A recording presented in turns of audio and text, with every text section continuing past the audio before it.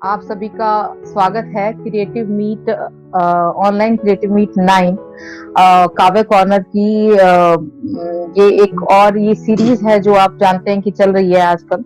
इसमें हम गोष्ठी करते हैं। इसमें नवांकुरों के साथ साथ हमारे साथ वरिष्ठ साहित्यकार व लेखककार सर्जनकर्ता होते हैं, जैसे कि केशी मैम आज हमारे स्पेशल गेस्ट हैं।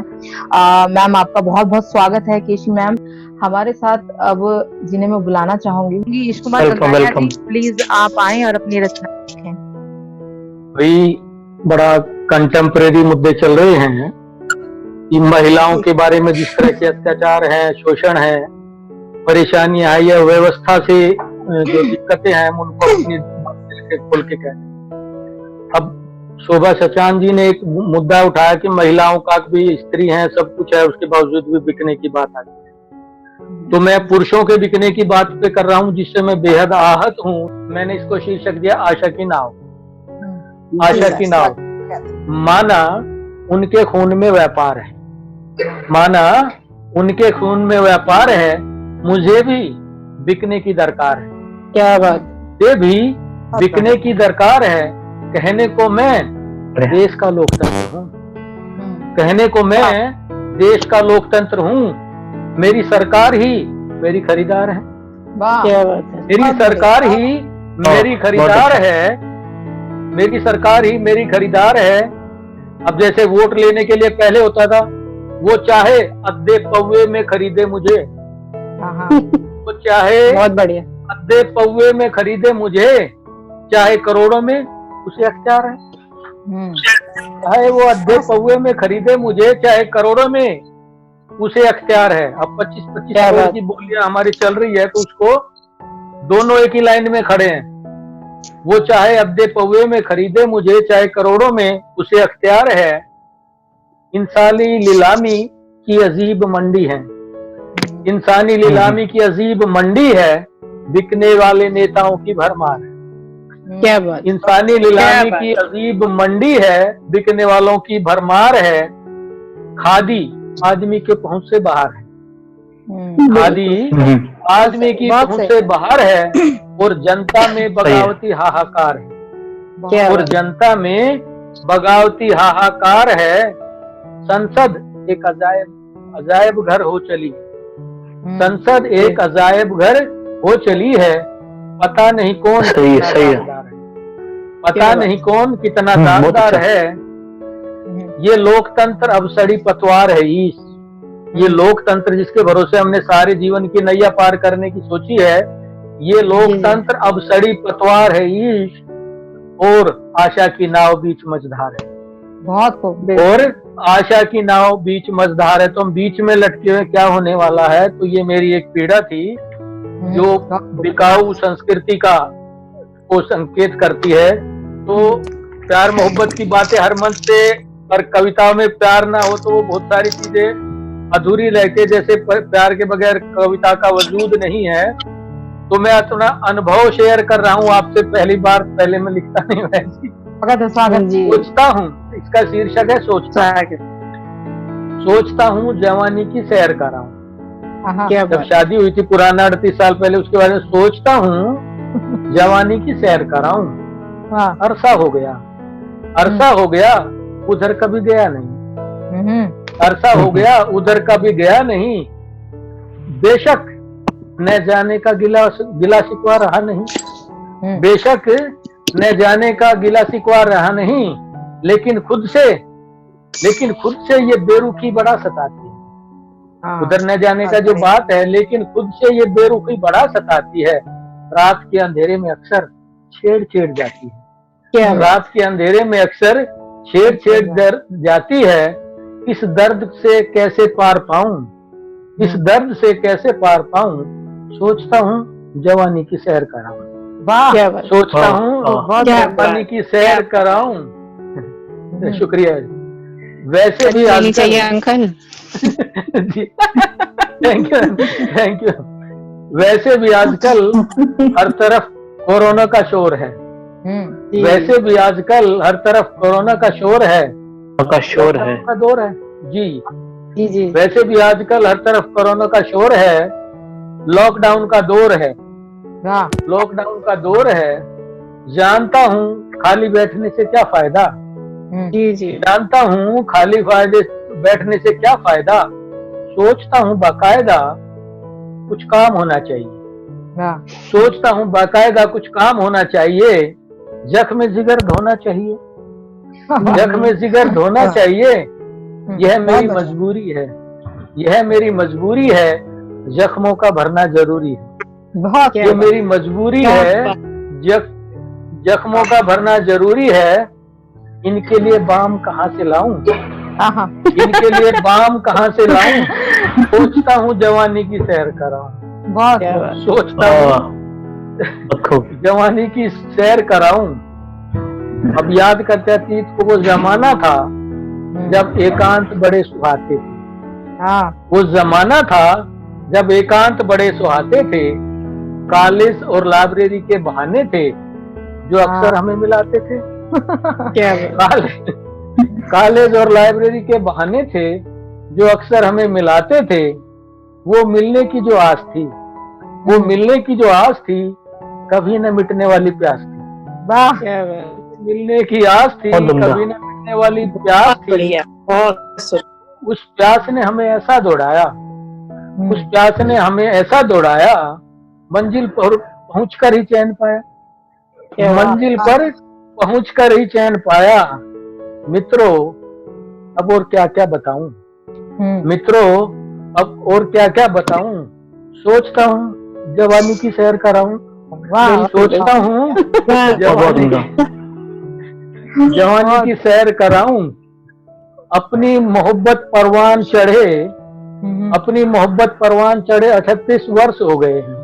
अपनी मोहब्बत परवान चढ़े 38 बरस हो गए हैं। जीवन की आपाधापी में जवानी के सपने खो गए। जीवन की आपाधापी में क्या बात है, जीवन की आपाधापी में जवानी के सपने खो गए हैं। अब कुछ भूली बिसरी यादें हैं, अब कुछ भूली बिसरी यादें हैं, कुछ कस्में हैं, कुछ वादे हैं। अब फकत हम एक बगिया के माली हैं, अब फकत हम एक बगिया के माली हैं, जिसमें पुष्प ही पुष्प हैं, लेकिन जिसमें पुष्प ही पुष्प हैं, लेकिन समय की तिजोरी खाली है। जिसमें पुष्प ही पुष्प है, लेकिन समय की तिजोरी खाली है।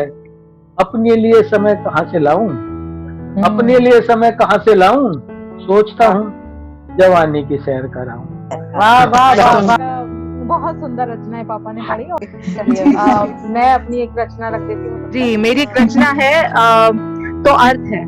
मेरी एक रचना है तो अर्थ है कि बहुत से जो मर्द हैं वो अपने व्यर्थ की चीजों के लिए अपने आप को मर्द समझते हैं, तो उनके लिए मैंने एक रचना लिखी थी जो एक्चुअल मर्द की डेफिनेशन है वो आपके सामने है। तो उसी को बताने की एक छोटी सी मेरी कोशिश है, अगर बात पहुंचे तो आप सभी का आशीर्वाद। बिल्कुल स्वागत है जी, जी। तो अर्थ है, मर्द तुम तब नहीं, मर्द तुम तब नहीं जब नारी पर वार करो, मर्द तुम तब नहीं जब नारी पर वार करो। संजो कर प्यार करने का अगर सामर्थ्य हो तो अर्थ है कि तुम मर्द हो। संजो कर प्यार करने का अगर सामर्थ्य हो तो अर्थ है कि तुम मर्द हो।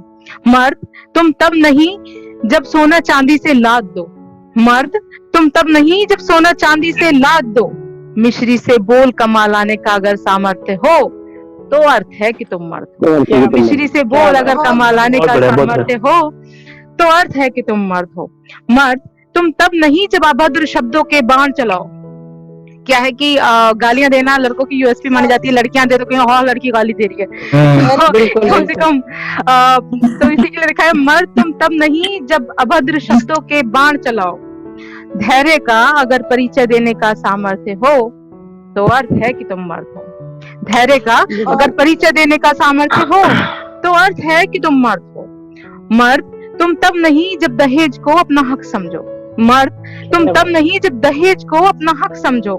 इस आग से निकल पाने का अगर सामर्थ्य हो, उस आग से अगर निकल पाने का सामर्थ्य हो तो अर्थ है कि तुम मर्द हो, तो अर्थ है कि तुम मर्द हो। बहुत बढ़िया, बहुत मर्द मर्द जी।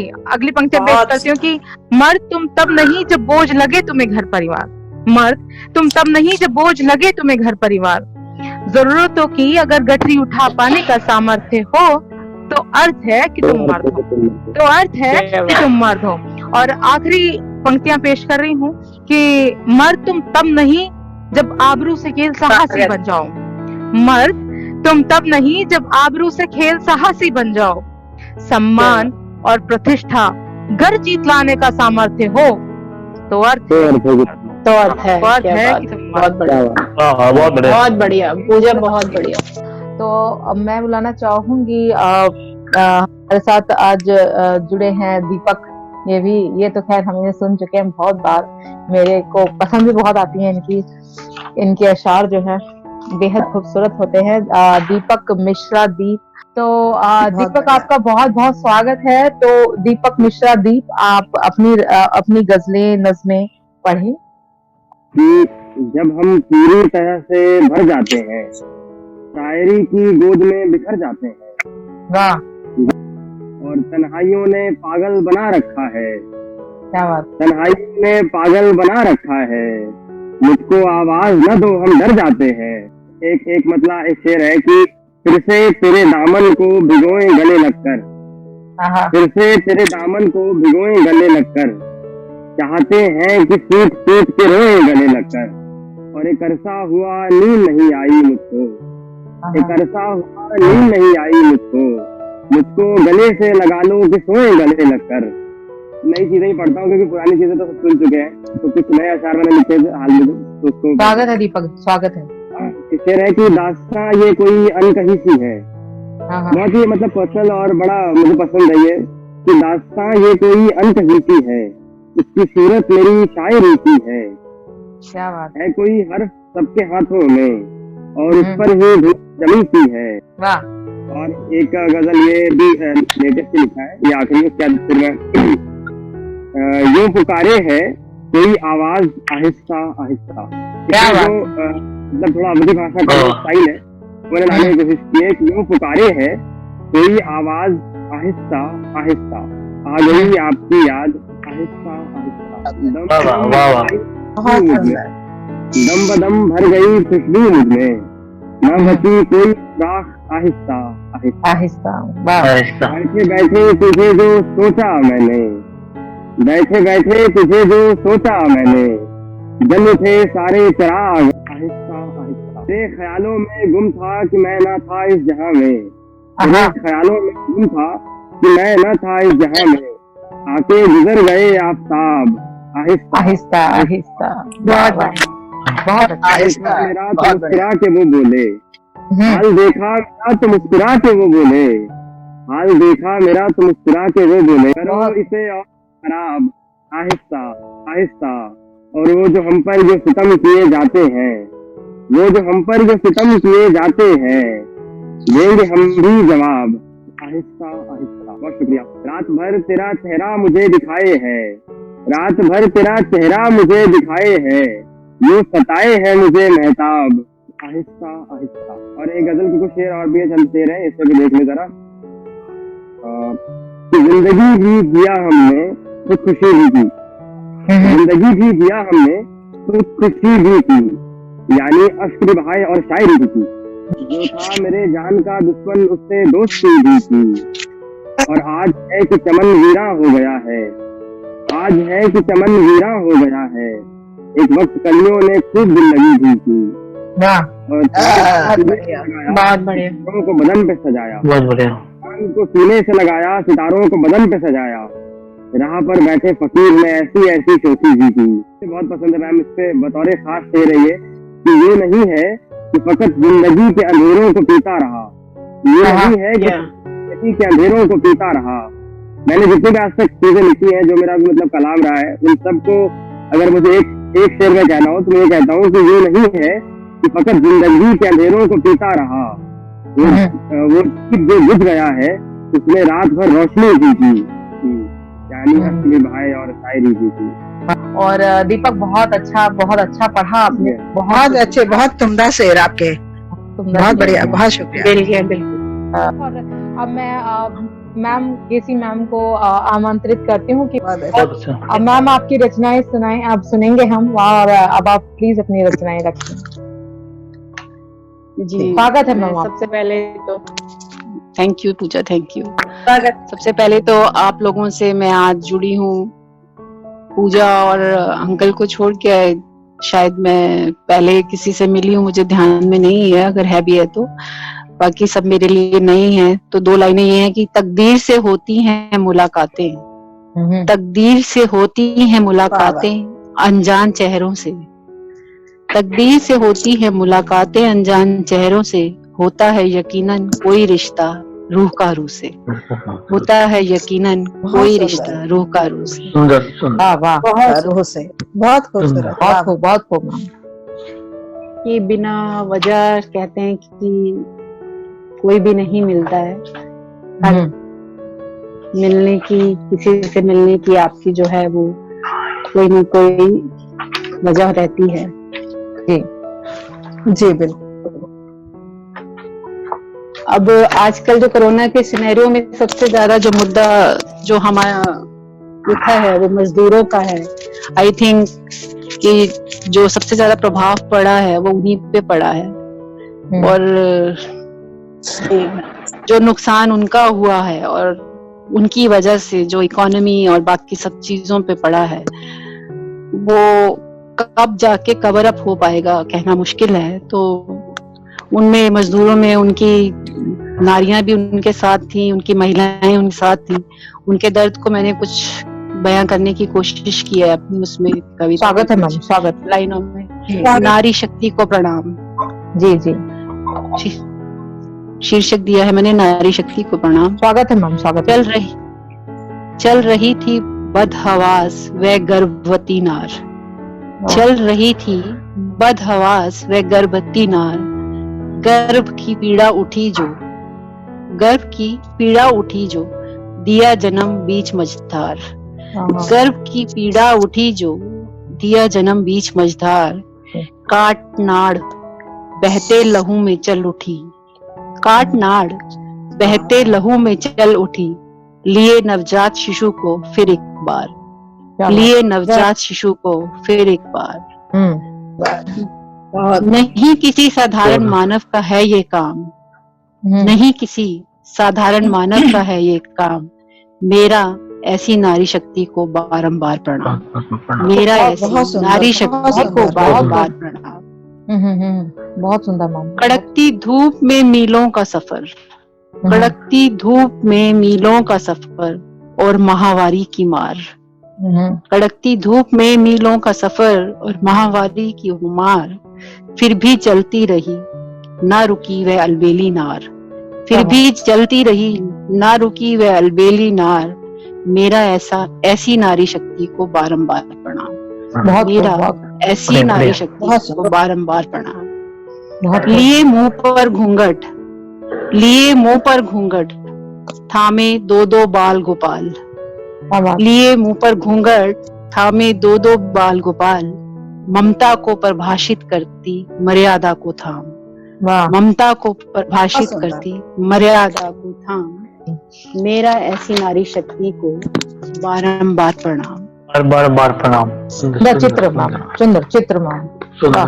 बिलखती बिलखती बच्ची खींचे माँ का आंचल, बिलखती बच्ची खींचे माँ का आंचल, है मौत से अनजान, बिलखती बच्ची खींचे माँ का आंचल, है मौत से अनजान, देखकर ऐसी व्यथा कैसे ना फटे धरती आसमान, देखकर ऐसी व्यथा कैसे ना फटे धरती आसमान, और मेरा ऐसी नारी शक्ति को बारंबार प्रणाम, मेरा ऐसी नारी शक्ति को बारंबार। बहुत बहुत खूब, बहुत खूब, बहुत खूब, बहुत सुंदर। थैंक यू, धन्यवाद आप सभी का, बहुत बहुत धन्यवाद। बहुत सुंदर दृश्य दिए मैम, बिल्कुल वो दृश्य सामने आपने दोबारा लग रहा है वही पिक्चर चल रही है सामने, जो मैं वही कह रही हूँ कि मैम ने जो दृश्य दिए हैं बिल्कुल खिंच गए आंखों के सामने। वाह मैम, बहुत सही बात है, एकदम उत्तम। जिन लोगों को ये बीती है उनके तरफ हमारी जो सिर्फ सद्भावना ही पहुंच सकती है।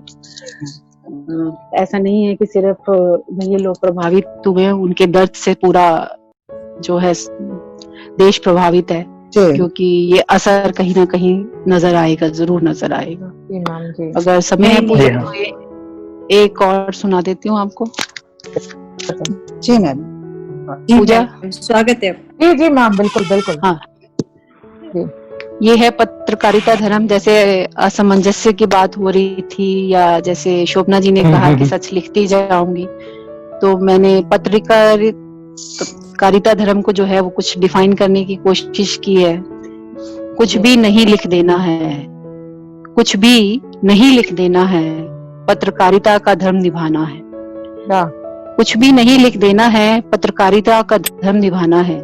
तराशना है कलम की धार को, तराशना है कलम की धार को, जगाना है, जी जगाना है सोए समाज को। क्या बात है, जगाना है सोए समाज को, शब्दों के अचूक प्रहार से, शब्दों के अचूक प्रहार से राजनीति पर लगाम लगाना है।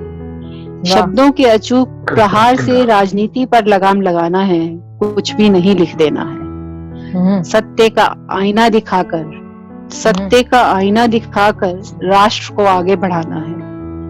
सत्य का आईना दिखाकर राष्ट्र को आगे बढ़ाना है। पथ भ्रमित युवाओं को सही राह पर लाना है। बहुत खूब। पथ भ्रमित युवाओं को सही राह पर लाना है। सिर्फ बुराई का नहीं, अच्छाई का प्रभाव दिखाना है।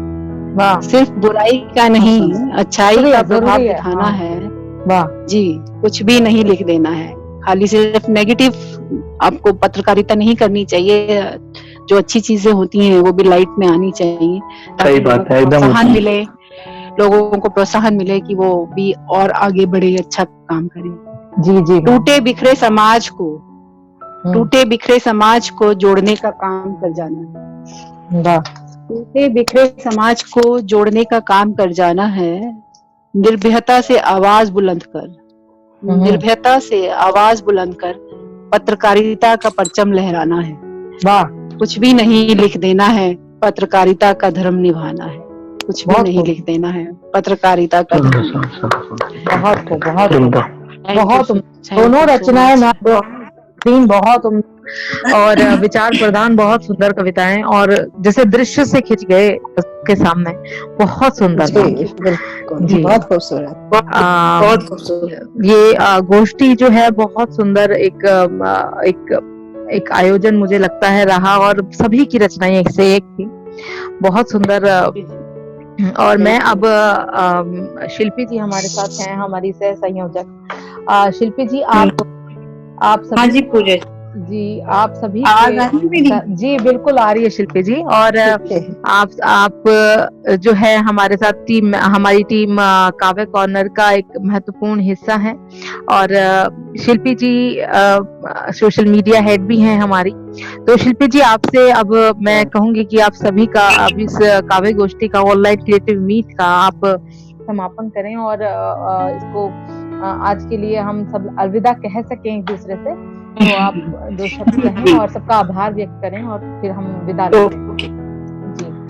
जी धन्यवाद डॉक्टर पूजा और केशव गुप्ता जी। आज आपने मंच का संचालन और अध्यक्षता बहुत ही मनमोहक अंदाज में की।